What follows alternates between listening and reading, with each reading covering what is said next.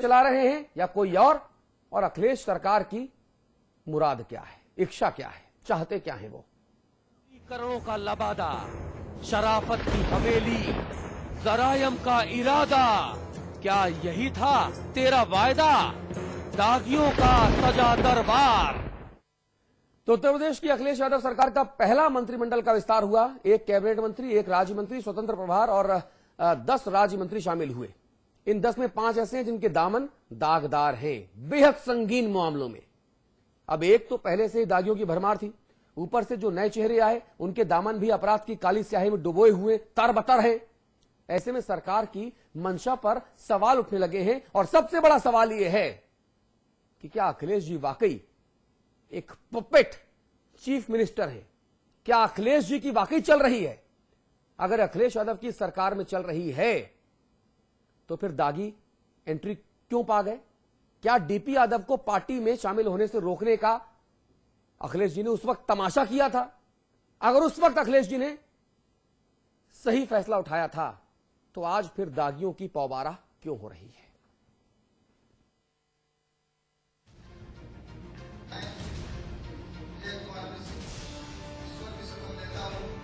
तो आज अखिलेश सरकार की मंत्रिपरिषद का विस्तार हो गया। मंत्रिपरिषद में एक कैबिनेट मंत्री और एक राज्य मंत्री स्वतंत्र प्रभार और 10 राज्य मंत्रियों को शामिल किया गया। लेकिन इस विस्तार को देखकर कहीं से भी नहीं लगता कि सरकार ने गुड गवर्नेंस की मुराद से विस्तार किया हो, क्योंकि मंत्रियों की इस नई खेप में दागियों की भरमार है। पहला दागी मंत्री तेज नारायण उर्फ पवन पांडेय, आपराधिक मामले 8। दूसरा दागी मंत्री विनोद कुमार सिंह उर्फ पंडित सिंह, आपराधिक मामले 3।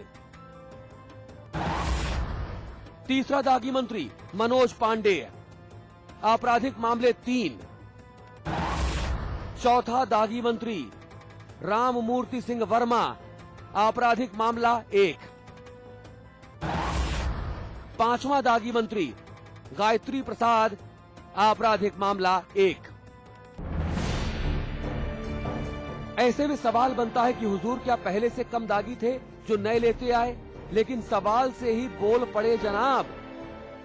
पांडे सिंह जी की दोबारा शपथ दे, लेकिन जिनकी गलती थी, जो रिपोर्ट में सामने आएंगी जो गलतियां, उसके खिलाफ उसके माध्यम से कार्रवाई होगी। अजी साहब, रिपोर्ट आ गई थी तो पढ़ भी लेना चाहिए था ना। एक दिन बाद विस्तार कर लेते, इतनी क्या जल्दबाजी थी? उधर दोबारा सिर पर सेहरा सजने के बाद पंडित सिंह जैसे धुरंधर भी ओवर कॉन्फिडेंट नजर आने लगे हैं। पूरी तरह से जितना हमारे नेता का, माननीय मुख्यमंत्री जी का निर्देश होगा, उससे कहीं दाहिने बाएं कोई काम नहीं करूंगा और पूरी तरह से जिम्मेदारी निभाऊंगा ईमानदारी से। और जो आरोप आपके ऊपर पिछली बार लगाए गए थे उस पर क्या कहना? उसमें कोई सत्यता नहीं थी। खैर, कहा तो ये जा रहा था कि ये विस्तार अखिलेश सरकार का विस्तार होगा, लेकिन लगता नहीं है कि इसमें अखिलेश यादव की ज्यादा चली है, क्योंकि अगर पंडित सिंह, मनोज पांडे और तेज नारायण जैसे लोग अखिलेश सिंह यादव के प्रिय हैं तो माफी हुजूर, हमने आपको गलत परख लिया था।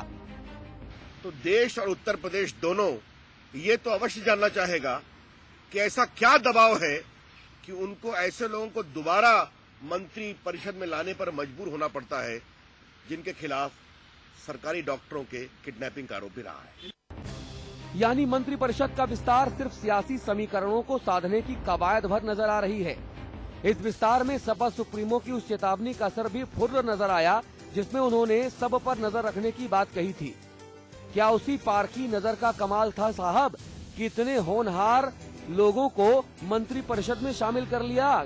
तो बड़ा सवाल ये है कि फिर डीपी यादव से गुरेज क्यों? लखनऊ से अशोक तिवारी के साथ आलोक साहिल, समाचार प्लस।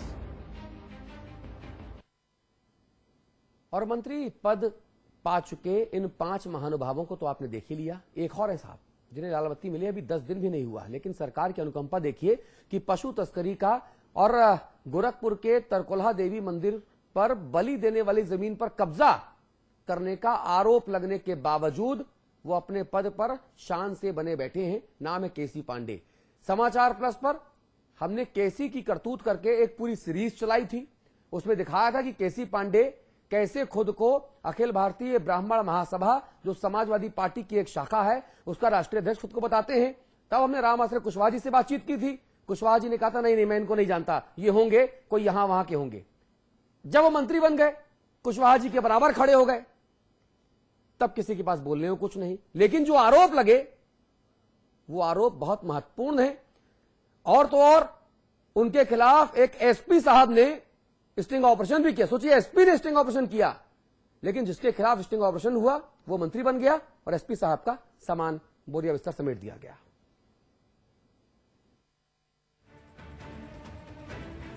सियासत की आड़ी तिरछी चालों को सही समझ लिया तो भूचाल कोई रोक नहीं सकता, लेकिन चाल समझ में आए उससे पहले ही सियासी चालबाजी दिखाने का जो अलिखित विधान हिंदुस्तान की सियासत में है, उसकी सलीब पर अच्छे अच्छे दिन दहाड़े नपते फिरते हैं और सत्ता अपनी सियासत पर बल्लियों खिलखिलाती रहती है। नवनीत राणा को मिली सजा, केसी पांडे को आया मजा। पहली तस्वीर नवनीत राणा की है, जो गोंडा के एसपी हुआ करते थे, मगर अब नहीं है, क्योंकि फिलहाल उन्हें उनके पद से हटा दिया गया है और कहीं तैनाती भी नहीं दी गई है। दूसरी तरफ है सूबे के राज्य मंत्री माननीय केसी पांडे जी। बड़े पराक्रमी हैं, बड़े दूर दूर तक चर्चा है इनकी, बड़े बड़े आरोप लगे इनके ऊपर, मुकदमे भी दर्ज हुए, मगर मौज कर रहे हैं जनाब। अब विडंबना देखिए कि पशु तस्करों को बचाने में जुटे मंत्री जी की ख्वाहिश में रोड़ा बनने वाले राणा को तो सरकार ने नाप दिया, लेकिन पांडे जी अभी भी अपनी लाल बत्ती पर इतरा रहे हैं। विपक्ष कोस रहा है तो सरकार को इसमें भी अतिरेकता नजर आ रही है। जहाँ तक केसी पांडे जी का है, जितना दोष बताया जा रहा उतना दोष है नहीं। कई बार ऐसा भी होता है राजनीति या जो इस तरह के पद पे होते हैं कि उनसे लोग सिफारिश करने आते हैं और सिफारिश करने के बाद निर्णय लेना अधिकारियों को, सरकार को। सुना आपने, मानो दबंगों और दागियों का मजमा लगाने में जुटी सरकार ने अपने आंख नाक कान बंद कर लिए हैं। आप चिल्लाते रहिए, सरकार न देखेगी न सुनेगी, क्योंकि उसे फुर्सत ही नहीं है। लखनऊ से अशोक तिवारी के साथ आलोक साहिल, समाचार प्लस। चलिए इस मुद्दे पर बातचीत करते हैं। अमिताभ अग्निहोत्री जी हमारे मैनेजिंग एडिटर हमारे साथ हैं। हमारे दिल्ली स्टूडियोज में खास मेहमान हमारे साथ जुड़ रहे हैं। आप विजय बहादुर पाठक साहब हैं, भारतीय जनता पार्टी की नुमाइंदगी कर रहे हैं, आप प्रदेश प्रवक्ता हैं, स्वागत है आपका। सुधींद्र भदौरिया साहब हमारे साथ हैं, आप बहुजन समाज पार्टी के जो ऊपर से 4-5 नेताओं में से एक हैं, बहुत महत्वपूर्ण हैं, बहुत प्रभावशाली हैं। राम आश्रय कुशवाहा साहब हैं, आप कैबिनेट मंत्री हैं। कुशवाहा जी, मेरी आवाज आ रही है? फोन पैच नहीं है। सुधींद्र भदौरिया जी के पास चलूंगा। भदौरिया जी, ये कैसा मंत्रिमंडल का विस्तार है भाई? एक के बाद एक दागी। पहले से दागी बहुत थे क्या, कम थे क्या जो इस बार दागी और शामिल किए गए हैं? क्या मंशा है अखिलेश जी की?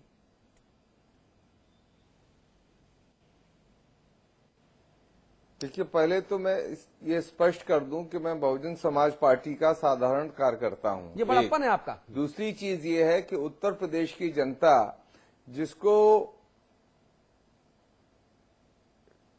जिसको इन्होंने भरमाया था, कहा था कि हमारी सरकार बनेगी तो उत्तर प्रदेश के अंदर एक नई लहर चलेगी, विकास की, ईमानदारी की, भ्रष्टाचार मुक्त प्रदेश बनाया जाएगा, अपराध मुक्त प्रदेश बनाया जाएगा। पर हमने देखा कि जैसे ही सरकार बनी 2 दर्जन से ज्यादा दागी लोगों को मंत्री बनाया गया। अभी नया विस्तार हुआ है तो उसके अंदर हम देख रहे हैं आधा दर्जन लोग ऐसे हैं जो दागी हैं। उनमें उल्लेखनीय तौर पर आपने नाम बताया, जैसे श्री केसी पांडे हैं, जिसके अंदर विनोद सिंह और पंडित सिंह हैं। तो ये लोग वो लोग हैं जिन्होंने, जो सरकारी लोग हैं जो काम कर, सीएमओ को जैसे किडनैप किया गया, उनको मारपीट की, रात के 12 बजे उनके घर से उनको किडनैप करके ले गए और उनके साथ जो व्यवहार किया वो पूरे उत्तर प्रदेश की जनता इसको जानती है। इसी तरह से केसी पांडे, और आपके ही चैनल में अभी मैं सुन रहा था कि उत्तर प्रदेश के मुख्यमंत्री कह रहे हैं कि राजनीति में अक्सर ऐसा होता है कि लोग आते हैं, तो उनकी सिफारिश करनी पड़ती है। अब बात मानना न मानना अधिकारी का काम है।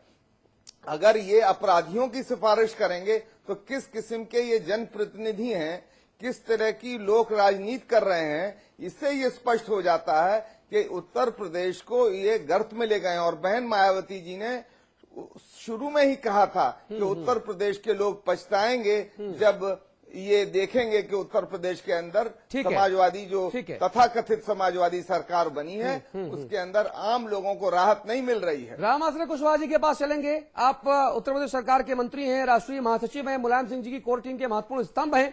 रामआश्रय कुशवाहा जी, आज जो मंत्रिमंडल का विस्तार हुआ, जितने नगीने, जितने नमूने आपने मंत्रियों में मंत्री बनाए, क्या इससे बेहतर चॉइस और नहीं हो सकती थी?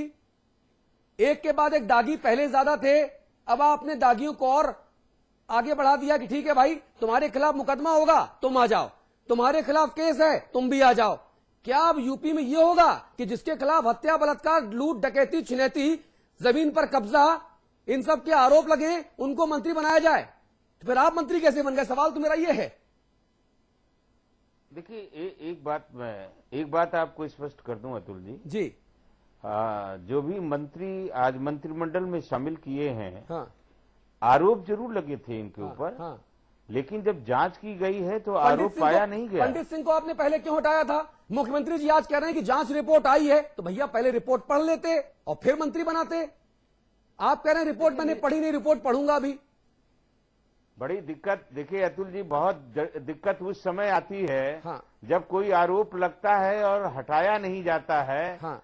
तो भी जनता की ये आवाज आती, मीडिया की आवाज आती है। तो फिर बिना फैसला हुए मंत्री बनाएंगे तो फिर दिक्कत और बढ़ जाएगी ना?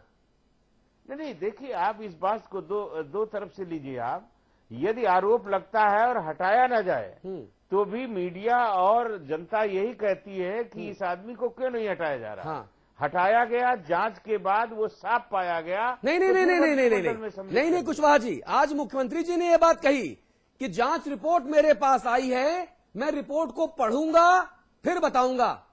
ये नहीं कहा कि पाक साफ है। यही तो मेरा सवाल है कि मुख्यमंत्री जी अपने इतने व्यस्ततम शेड्यूल से 2 मिनट निकाल लेते, किसी आईएएस अधिकारी को लगा देते, वो आपको रिपोर्ट की सिनॉप्सिस बना के बता देता।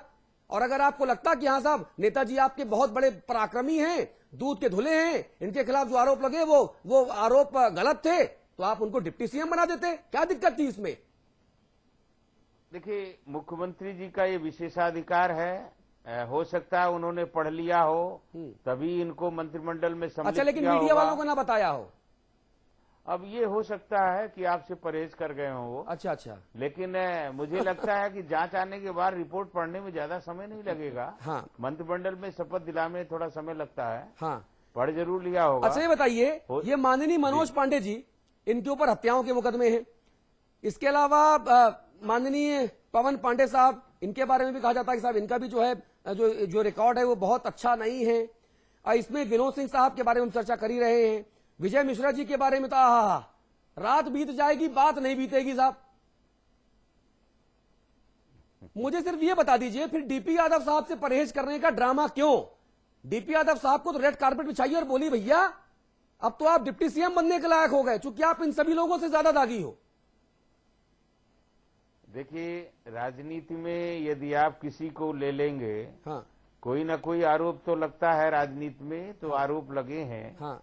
और निश्चित रूप से इन आरोपों में यदि ज्यादा गंभीर होगा तो माननीय मुख्यमंत्री जी का विशेषाधिकार है कि वो आगे रखेंगे या हटाएंगे। सुधीर भदौरिया साहब, मुझे समझ नहीं आ रहा कि आखिरकार इतनी जल्दबाजी क्यों है?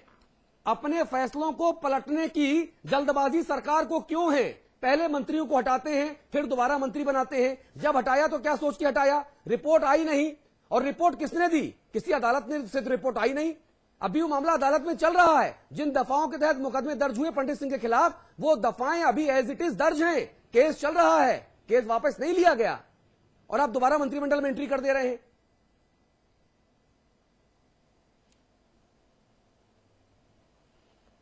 आपने मुझसे प्रश्न किया तो मैं इसका उत्तर यूं देना चाहता हूं कि अभी कुछ समय पहले श्री मुलायम सिंह यादव जी ने सैफई के अंदर एक कार्यक्रम किया था, जहां श्री शिवपाल सिंह थे और उन्होंने स्वयं श्री मुलायम सिंह जी ने कहा कि उत्तर प्रदेश में केवल एक ही मंत्री काम कर रहा है और कोई लोग काम नहीं कर रहे हैं। उनका इशारा शिवपाल सिंह जी की ओर था। और उन्होंने ये भी कहा कि तमाम जो सरकारी अफसर हैं वो भ्रष्टाचार में लिप्त हैं। इसी तरह की कुछ बात श्री आजम खान